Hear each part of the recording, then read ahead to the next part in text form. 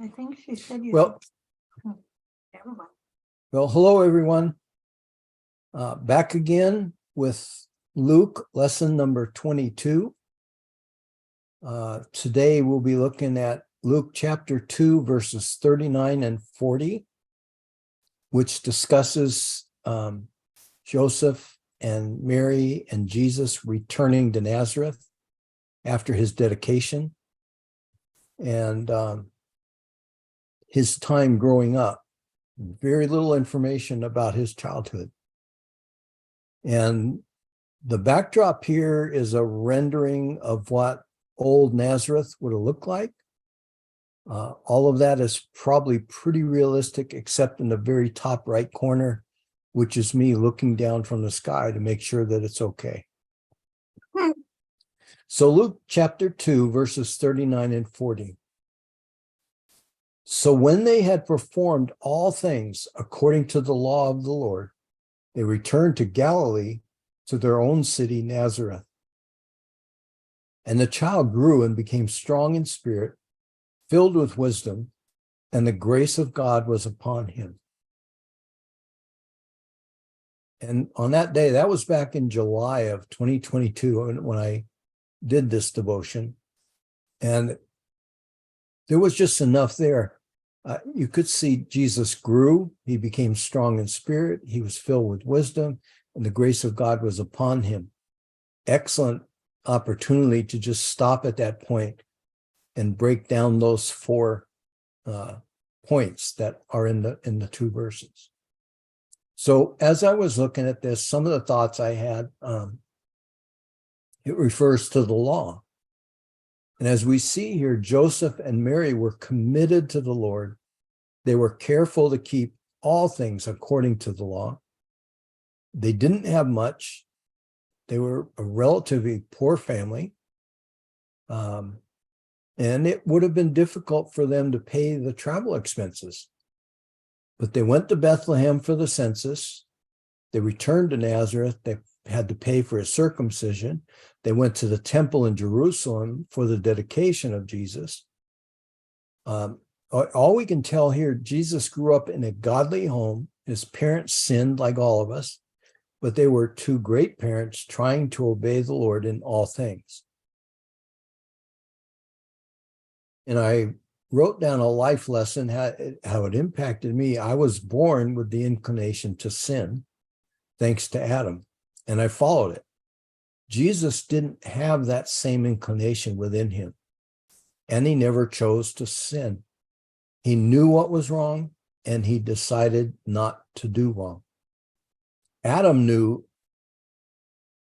and decided to sin anyway. Jesus chose not to. But both were born perfectly. And it's just interesting to me, and quite a contrast, that Adam had no reason to sin. He could have made a different choice, and everything would have turned out differently for mankind. But nevertheless, he decided to sin and remain with Eve. Jesus came into the world without that inclination and chose not to at every point. And we're told in Scripture, he was tested at every point the way we are. So there's nothing you or I go through that he didn't go through. And where we failed a test, he passed it. Now, as I was reading this, I had a number of questions. One was, why did Adam sin? Why? Was he just disobedient? Or was he making a choice to stay with Eve? If you remember, they were originally clothed in light. They were perfect in every way, had no inclination to sin. Yet once Eve sinned, and her sin was based entirely on deception, she was deceived by Satan. Her glory was gone. And I remember we used to say to our kids, has your light gone out?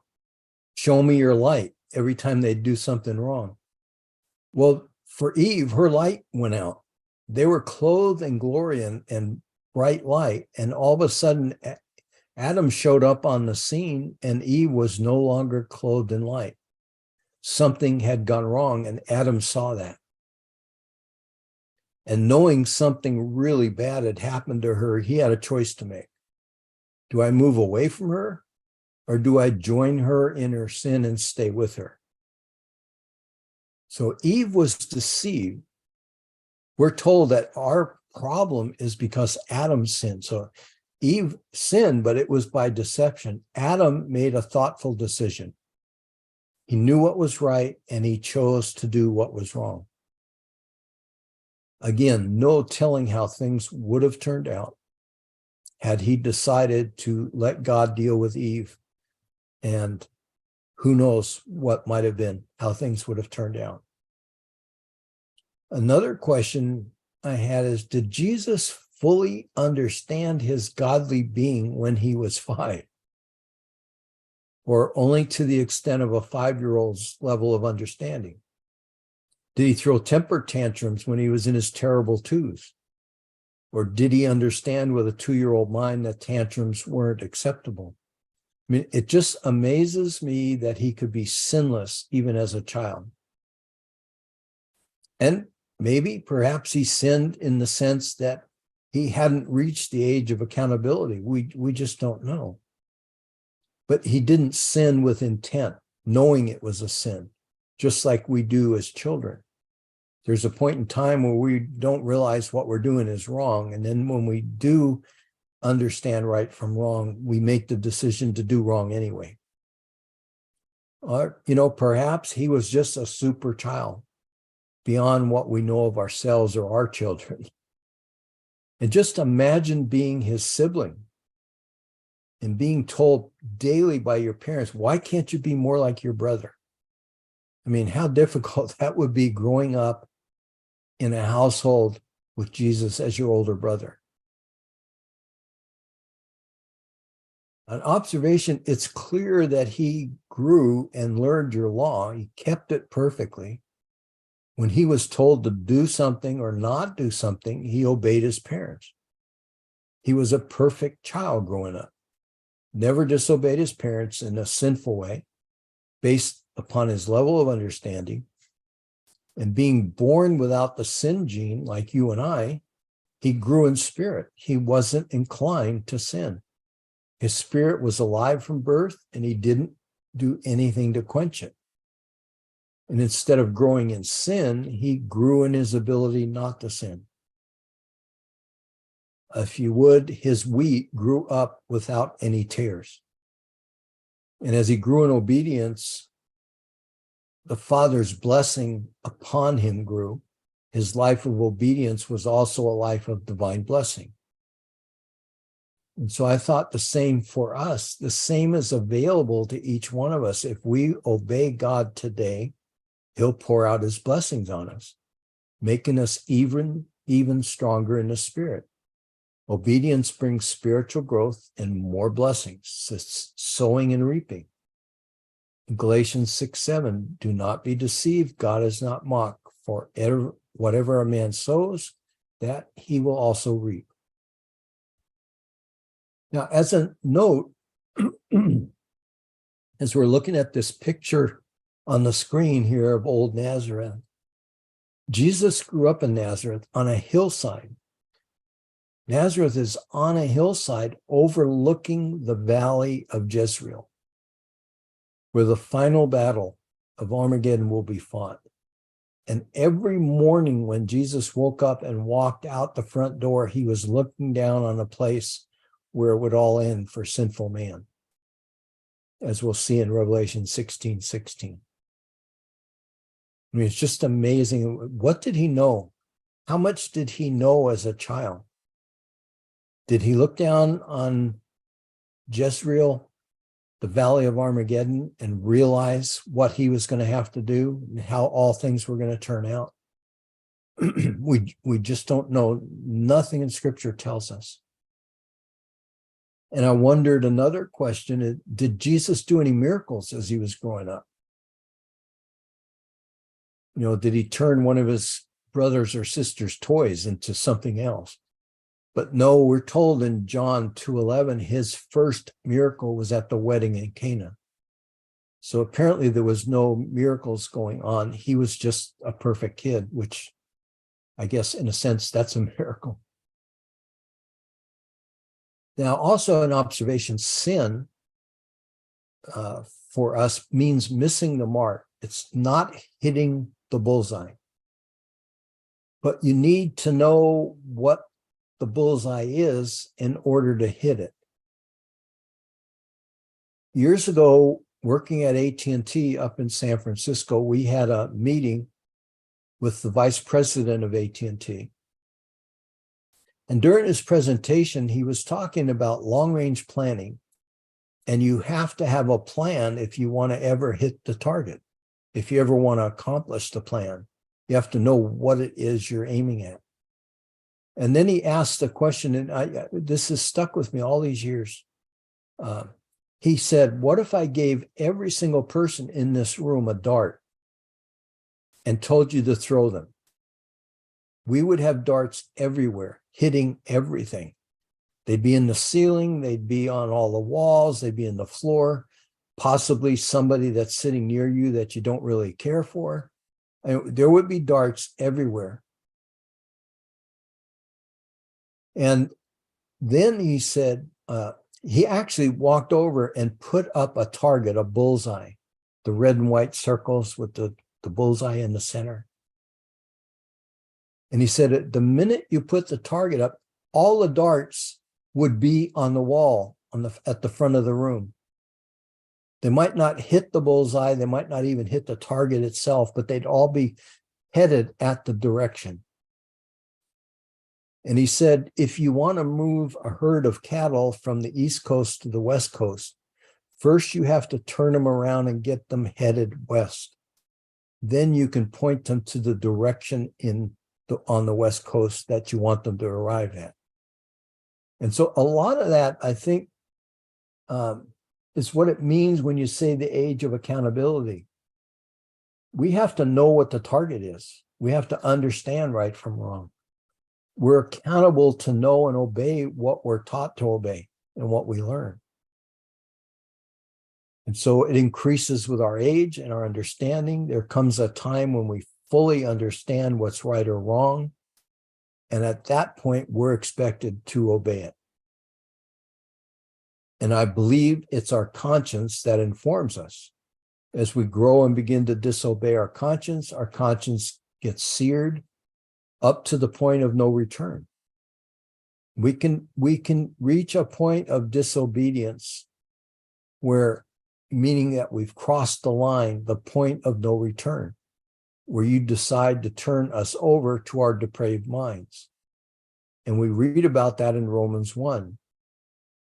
God tells us that in Romans 1, he turns these people over to their depraved minds. He's had enough. He's warned them, and they've disobeyed over and over and over. And finally, that was it. They crossed the line. Our politicians often refer to the red line, crossing the red line. There came a time when Pharaoh was no longer able to turn back to God. And it can happen to us as well. That's a scary thought. Now, it also said here, it was talking about Nazareth, which is in the Galilee.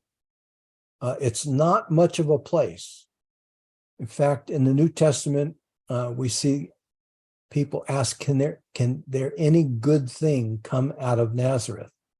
In John 1:46. I mean, it wasn't much, but it says here, it was their own city. They owned it. And I thought it's kind of like Luckenbach, Texas. No one knew it existed, never heard of it until William Whalen wrote a song about it. How much would we know about Nazareth today if Jesus wasn't born there and raised there? Actually raised there, not born there. So when we look at this passage, we notice these four things that are mentioned about Jesus. He grew mentally, physically, and spiritually. He grew strong in the spirit. He was filled with wisdom. And as a result, God's grace was upon him. And so just as an observation, as Jesus grew mentally and physically, he also grew spiritually. And that's how it should be for you and I, all of us. As we grow older, we should be growing spiritually, not stagnating, not falling back. I'm expected by the Father to look more like Jesus every day. Sadly, there's too many days when that doesn't happen. So I had a few questions. Have I grown today? Have you grown today? If so, how? And when I wrote this, I said, yes, I have today by taking the time to be in the Word and listening to your voice. You've shown me what you expect of me, and I've heard it. Now I need to do it. I have a lot of work ahead of me. Another question, am I getting wiser spiritually? I believe so, because every minute I spend with the Lord in his word with an open heart, I'm growing spiritually and gaining wisdom. Third question, can others see the Father's grace on me? I think so. I'm thinking about some of the comments I received weeks ago on our Revelation study from Mick and Kathy and Lisa and Randy and Barbara. So I'm praying people can see God's grace on me, but not just if I'm leading a lesson here, but just in day-to-day living, not just when I'm teaching.